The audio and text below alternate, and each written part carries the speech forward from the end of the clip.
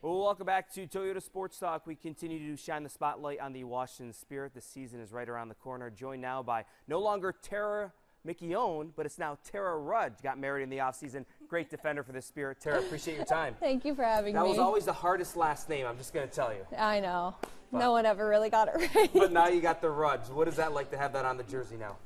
It's awesome. I got to wear that for the first time at national team camp 2 weeks ago, so it's cool to see it there, and yeah, that's like my family now, I guess, so have his name on my jersey and just represent our family. When he first saw that, did he give you a nice little text or shout out? Well, I bet he was at smiling. the game. Oh, I bet he was smiling. He was, yeah.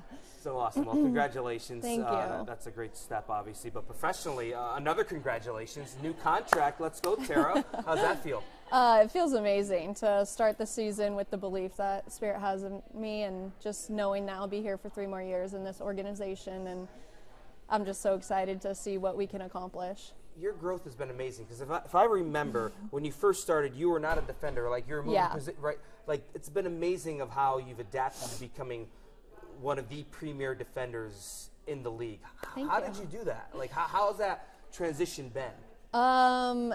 It's been crazy, honestly. I think the not knowing, or like the unknown when I first switched to center back, was probably the hardest to get over, because I wasn't sure what was to come or if I was even going to be good at it. But now being able to actually feel like a center back and be in my own skin and just enjoying the time I have on the field, being able to play make from the back, get good tackles, keep the ball out of the net. I mean, I have a lot of fun back there now. So that position switch, was that your choice? I'm trying to remember. Like, how did that all transpire? Yeah, it was not. I thought I was gonna go into the next season a forward, maybe an outside back, but when our GM at the time, Mark, asked me if I would make the switch to center back, I thought he was crazy. I had to take a step away from the meeting and say, like, we'll meet again in a week. So let me have a breath. But then when I came back and wrapped my head around it, talked to the people who I love most, my agent, my family, and see if this is something that they think is good for me or I can do.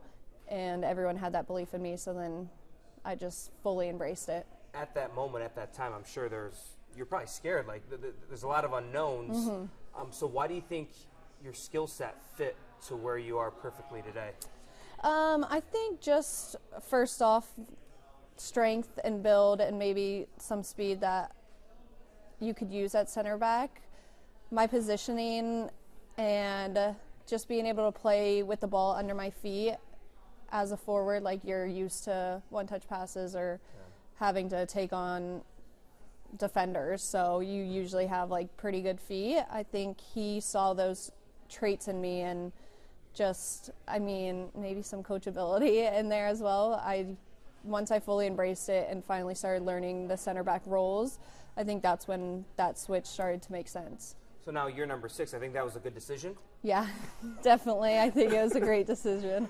This is your number 6, and same with Trin, and she doesn't like the veteran label. So are you okay with me calling you a vet now, or like, well, where are you at with the whole vet term? Because obviously, you're number 6. You got some equity in this league. Yeah, I mean, I think I would probably say I'm more of a vet. Yeah. Trin's younger than me as well, so we came in the league at the same time, but she's still younger than half the players on the team who are just coming in now, maybe. So I see why she doesn't like that title, but yeah, I mean, I would say I'm more of a vet. How have you grown in the leadership aspect? Because obviously, you're a rookie, you're just coming in, you're not going to be, front and center, but now, like I said, you have some more sway here in this locker room and in this club. Yeah, I think just learning from the people above me when I did come in, we have some great leaders on this team who are still around, but maybe in different roles since having kids or thinking about that next step. So being able to learn from them all 6 years and just taken to finally use my voice on the field and off the field for what I know that this team can uphold, what I know that the standard should be, and the organization and the belief that they have in us and that we give back to them. This team's very good. This club is consistently one of the best teams in the league. You've fallen short last 2 years, back-to-back appearances in the NWSL final. how do you get over that? I wouldn't even say it's a hump. It's just one game. It's just a couple minutes here or there. How do you fix that if it even needs to be fixed? Yeah, well, I definitely think it needs to be fixed because obviously we want to be on the other end. But I think just... But it's not like you're getting blown out in those games. You're right there. Yeah. It's just a play here or there. Exactly. I think now that we've had more players go to both finals and having more of that, what's the word? Experience. Like everyone on the team has that more of that experience of being in that final, so it's maybe not as stressful this next time, or going into every game this season knowing how it felt to lose that final. So going into these games day in and day out, training the hardest that we can so that when we do get back to there, it isn't just like one play or one thing. We have the belief that we can come out on the other side. And when I was telling Trin and Hale, like, you guys have a target on your back. Like, everybody knows Washington is one of the best teams in the league. What is that like, knowing you have to raise your play, raise your level, basically every match? I think it's awesome, honestly, because we know we're not going to have an easy game. So maybe going into the game and some teams are like, oh, like, they're at the bottom of the table, this could be an easy game. But we know that everyone's going to give us our best. So going into every game, we have that belief that we have to do the best we can or else we could come up short. So we don't want to go into any game thinking this one could be a walk in the park. It's always they're gunning for us, so we have to give them our best. No more Croy. How do you replace a Croy Bethune? Because obviously she's very dynamic. Yeah, she's amazing. I mean, I don't know if you could really necessarily replace her, but the players that we do have on this team and on this roster, they have great quality. So it might not be the same exact profile, but it would be the same output and being able to play make from those positions. We have players who can do that and people who have already shown that they can step up since she's been gone. And then with Trin, record-breaking contract. What was your reaction to that? Because obviously, you know, she's your friend, you know, she's your teammate, and you see her kind of growing the game in a way because of the monetary terms. Yeah. Well, selfishly, I was just happy that she was staying.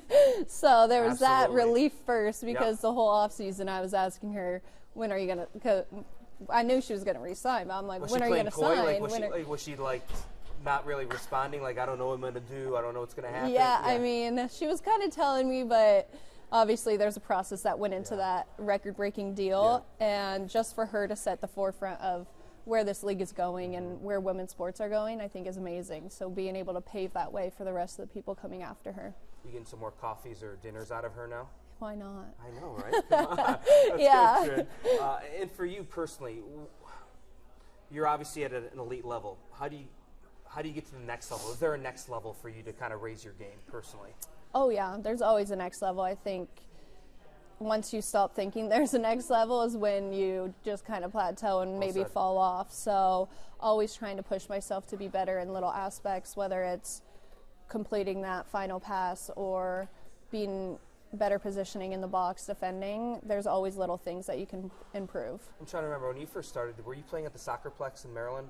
I wasn't. Okay. Yeah, we split time between Audi and Segra. Okay. Yeah. But to see just the growth of every match at Audi now and having so many fans, you know, opposing teams know when they come to Audi, they're in for a handful. What is that like? How much pride do you take to see what this club has built with this community in an Audi field? It's amazing. I can't wait for us to get back at Audi, for the new players on the team to experience that. It's something like I haven't experienced, whether it's with the national team or with any other going to away games.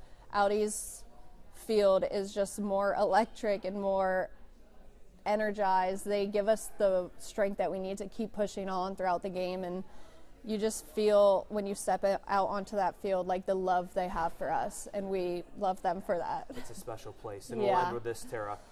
What does success look like for this team in 2026? Is it hoisting the trophy or bust?